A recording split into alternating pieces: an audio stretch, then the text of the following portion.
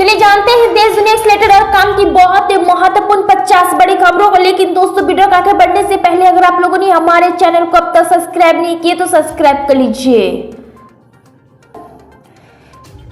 Chilli के जंगलों में भीषण आग लग गई है। आगजनी की इस घटना में कम से कम 46 लोगों की मौत हो गई। हजारों घर जलकर खाक हो गए हैं। चिली के राष्ट्रपति ने शनिवार को ये जानकारी दी। देश भर में 4 फरवरी 2024 को पेट्रोल डीजल की कीमत जारी हो गई है। राष्ट्रीय स्तर पर ईंधन की कीमतों में मामूली बढ़ोतरी देखी गई है। भारत में ईंधन की कीमत कच्चे तेल की अंतर्राष्ट्रीय कीमतों के अनुसार तय होती है।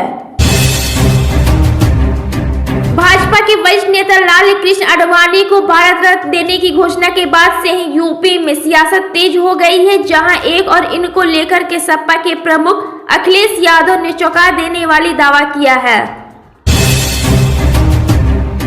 मुख्यमंत्री योगी आदित्यनाथ शनिवार को अचानक संत कबीर नगर के दौरे पर पहुंचे। यहां वह सामूहिक विवाह समारोह कार्यक्रम स्थल भी पहुंचे। यहां के स्वयं के अचानक पहुंचने पर चुटकी लेते हुए कहा, मैं बिना बुलाए शादी में मेहमान बन गया।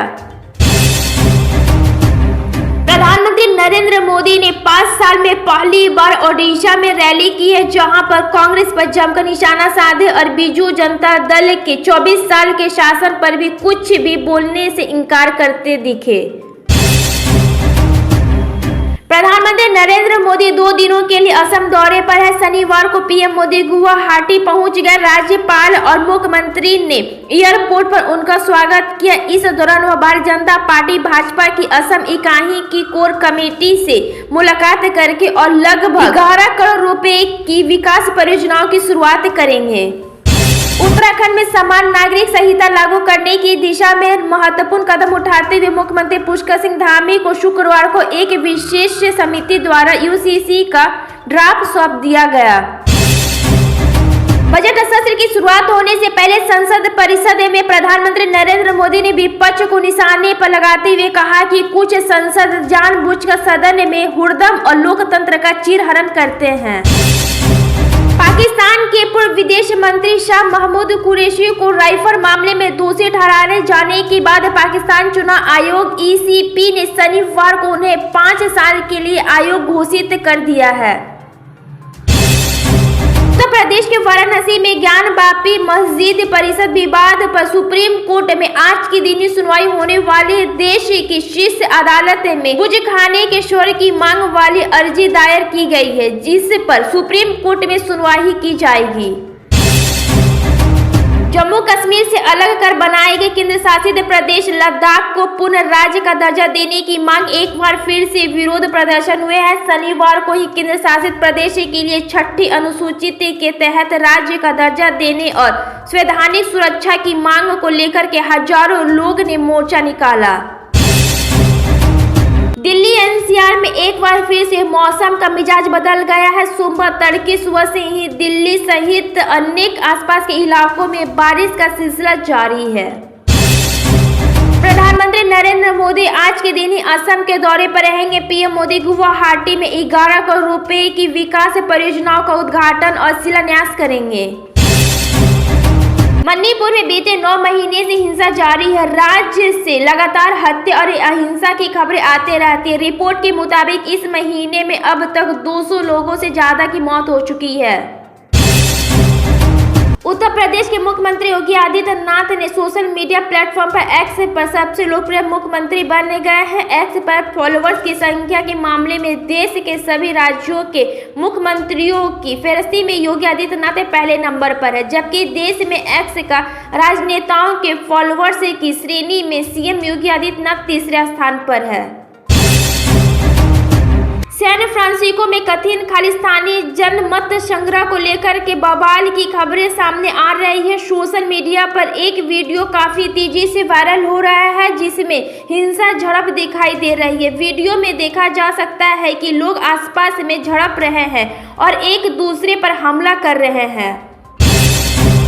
कांग्रेस के वरिष्ठ नेता जयराम रमेश ने शनिवार को आरोप लगाया है कि भारतीय जनता पार्टी भाजपा के दिग्गज नेता रामकृष्ण आडवाणी ने 2002 में गुजरात के तत्कालीन मुख्यमंत्री नरेंद्र मोदी की कुर्सी बचाई थी।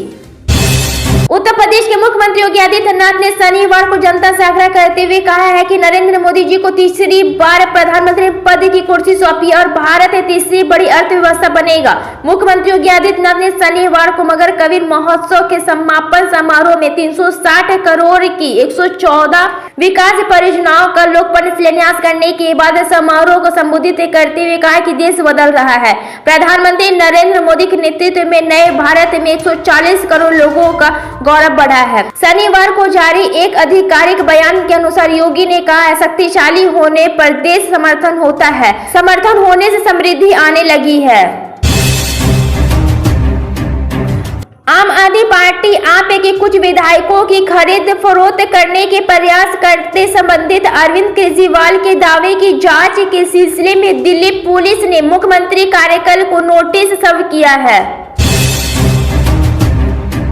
बजट सत्र की शुरुआत होने से पहले संसद परिषद में प्रधानमंत्री नरेंद्र मोदी ने विपक्ष को निशाने पर लाते हुए कहा है कि कुछ सांसद जानबूझ सदन में हुड़दंग और लोकतंत्र का चिरहरण करते हैं। राजस्थान में आज फिर से मौसम ने करवट बदल ली है। मौसम विभाग ने सुबह से ही 23 जिलों में बारिश के आसार जताए हैं। राजधानी जयपुर में रविवार को ही अल सुबह में जो कि हल्की बूंदाबांदी हुई थी, इससे मौसम में हल्की सी ठंडाहट बढ़ गई है। उपराष्ट्रपति जगदीप धनखड़ ने शनिवार को कहा है कि खाप हमारी सांस्कृतिक और हमारी सभ्यता की गहराई का प्रतीक है और इनका आकलन कुछ छुटपुट घटनाओं के आधार पर नहीं किया जा सकता है। उन्होंने कहा कि हमारी संस्कृति खाप को देखे और खाप की पृष्ठभूमि में जाए, आप पाएंगे कि खाप सकारात्मक है। आप अलग अलग घटनाओं पर इसका आकलन नहीं कर सकते। पाकिस्तान के पूर्व विदेश मंत्री शाह महमूद कुरैशी को राइफल मामले में दोषी ठहराए जाने के बाद पाकिस्तान चुनाव आयोग ने शनिवार को उन्हें 5 साल के लिए आयोग घोषित कर दिया है। फिजी के उप प्रधानमंत्री विमान परिषद एक हफ्ते की भारत यात्रा पर आ रहे हैं।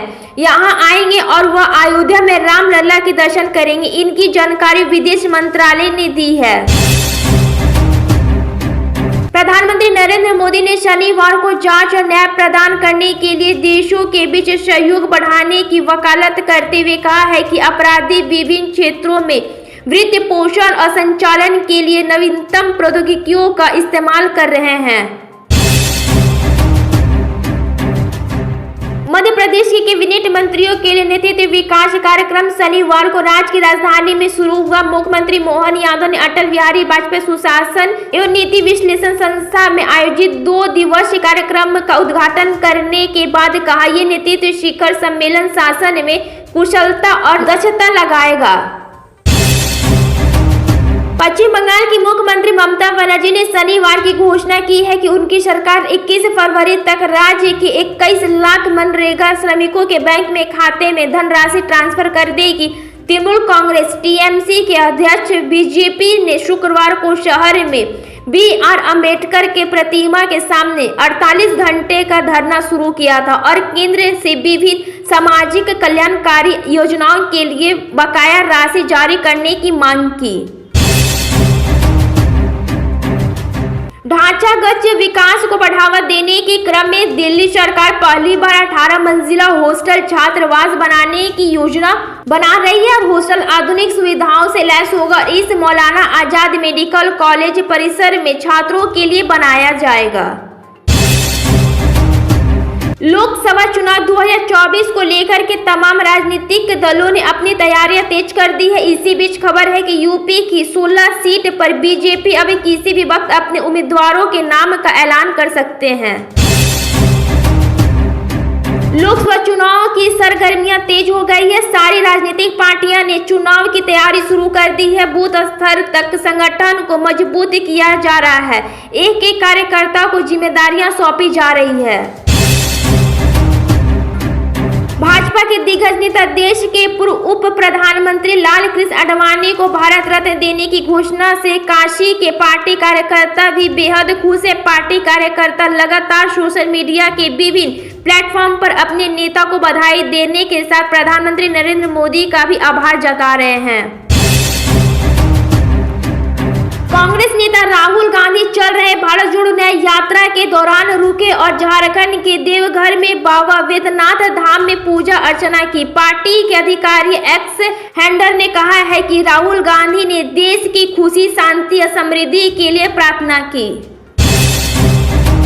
आम आदमी को महंगाई से राहत दिलाने के लिए सरकार की ओर से काफी सारे प्रयास किए जा रहे हैं। अब सरकार द्वारा भारत चावल लॉन्च किया गया है और ये 29 रुपए प्रति किलो पर आम जनता को बेचा जाएगा। मालदीव के भारतीय सैनिकों की वापसी को लेकर के नया दावा सामने आया है। मालदीव के विदेश मंत्रालय ने शनिवार को कहा है कि भारत मई तक मालदीव से अपने सैनिक हटा लेगा।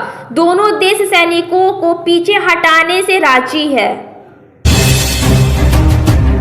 सपा के राष्ट्रीय अध्यक्ष अखिलेश यादव ने भाजपा नेता लालकृष्ण आडवाणी को भारत रत्न दिए जाने पर कहा कि इनकी पार्टी के लिए वोट बैंकिंग साधने का तरीका है। बिखर रहे वोटों को सहेजने के लिए सम्मान दिया गया है। गांजा हमास के बीच के विवाद में इजराइल का गुस्सा लगातार गांजा के लिए खतरनाक साबित हो रहा है। वहीं इजराइल ने आज यानी कि सोमवार को गाजा पट्टी पर जोरदार हमला किया है, क्योंकि लगातार 4 महीने से युद्ध के कारण उजड़े हुए नागरिकों के भरे दक्षिणी शहर राफा में घुसपैठ की आशंका बढ़ गई थी। संयुक्त राज्य अमेरिका और ब्रिटेन ने शनिवार को यमन में हुती विद्रोहियों के कम से कम 30 ठिकानों पर हमला किया। ईरान समर्थी समूहों को तबाह करने के लिए हमले किए जा रहे हैं। एक बयान में कहा है कि यमन में 13 स्थानों पर हुतियों के ठिकाने पर हमला किया, जो कि अंतर्राष्ट्रीय और वाणिज्यिक शिपिंग के साथ साथ लाल सागर को पार करने वाले नौसैनिक जहाजों के खिलाफ हुतियों के लगातार हमले के जवाब में थे।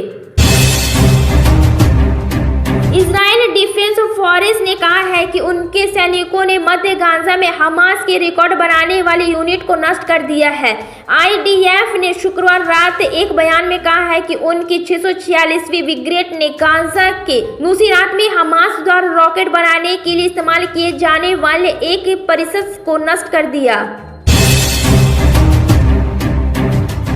भारत के प्रधानमंत्री नरेंद्र मोदी 14 फरवरी को संयुक्त अरब अमीरात की राजधानी अबू धाबी में भव्य BAPS हिंदू मंदिर का उद्घाटन करेंगे। कांग्रेस नेता राहुल गांधी अपनी न्याय यात्रा के दौरान शनिवार को झारखंड के देवघर में स्थित वैद्यनाथ धाम मंदिर में दर्शन करने के लिए पहुंचे। मशहूर न्यूज एंकर और पत्रकार सुधीर चौधरी इन दिनों चर्चों में है। पिछले 24 घंटे से सोशल मीडिया पर सुधीर चौधरी की गिरफ्तारी की मांग की जा रही है। एक आदिवासी समूह ने ईडी द्वारा झारखंड के पूर्व मुख्यमंत्री हेमंत सोरेन की गिरफ्तारी के बाद अब सुधीर चौधरी द्वारा ऑन एयर की गई टिप्पणी को लेकर के अनुसूचित जनजाति अधिनियम के तहत पुलिस में शिकायत दर्ज कराई है। प्रधानमंत्री नरेंद्र मोदी आज असम में है। पीएम मोदी ने आज असम को 11,000 करोड़ रुपए की परियोजनाओं की सौगात दी। प्रधानमंत्री नरेंद्र मोदी ने कहे हैं कि 11,000 करोड़ रुपए की परियोजनाओं के उद्घाटन से असम पूर्वोत्तर की दक्षिण एशिया के अन्य देशों से संपर्क मजबूत होगा। राम मंदिर के उद्घाटन के बाद पहली बार मंदिर निर्माण समिति की 2 दिवसीय बैठक शनिवार को शुरू हुई। इससे निर्णय कार्यों को गति देने का चर्चा हुई है। 10 फरवरी से मंदिर का शेष निर्णय कार्य शुरू करने की तैयारी है। लोकसभा चुनाव से पहले इंडिया गठबंधन में भड़कम मची हुई है। बंगाल में ममता बनर्जी किसी भी गठबंधन से इनकार कर रही है, तो वहीं बिहार में नीतीश कुमार एनडीए में वापसी कर चुके हैं। लोकसभा चुनाव को लेकर के अब कुछ ही महीने बाकी है। चुनाव को देखते हुए सभी राजनीतिक दल पूरी तरीके से एक्टिव हो गए हैं। सभी पार्टियों ने चुनाव जीतने के लिए जोर आजमाइश शुरू कर दी है। भाजपा भी इसी लाइन में चल रही है। पाकिस्तान की स्थिति चुनावी के बाद सत्ता संभालने वाली किसी भी पार्टी के लिए एक गंभीर चुनौती और कठिन काम है। सबसे चुनौतीपूर्ण मुद्दे में से एक जो है संकट का हावी है, वो आर्थिक और वित्त मंदी है, जिस पर नियंत्रण पाने के लिए देश संघर्ष कर रहा है। चीन परस्त मालदीव के राष्ट्रपति मोहम्मद मिर्ज़ू को आखिरकार अकल आ ही गई, लेकिन सब कुछ गंवाने के बाद दिल्ली में हुई कोर ग्रुप की दूसरी बैठक में भारत और मालदीव के बीच समझौता हो गया है। बजट में सोलर पैनल को लेकर हुए एक ऐलान के बाद सोलर कंपनी के शेयरों में बम्पर तेजी देखने को मिल रही है। हाल ही में लिस्ट ऑस्ट्रेलियन प्रीमियर सोलर के शेयर में भी लगातार चढ़ रही है। दिल्ली किराड़ी विधानसभा क्षेत्र में सीएम केजरीवाल ने 4 स्कूलों की आधारशिला रखी है। इस मौके पर सीएम ने दिल्ली सरकार के कार्यों का जिक्र करते हुए कहा है कि शिक्षा क्रांति की जो मसाला जलाई है उसे हम कभी बुझने नहीं देंगे। लोकसभा चुनाव 2024 के लिए सभी सियासी दल तैयारी में जुटी पड़ी है, तो भाजपा के नेतृत्व वाले एनडीए को जहां पूरा भरोसा है कि वो इस बार 400 सीटों के साथ जीत की हैट्रिक पूरी करेंगे, तो वहीं दूसरी ओर इंडिया गठबंधन में बिखरापन होने से लोगों के मन में कई सवाल पैदा हो गए हैं।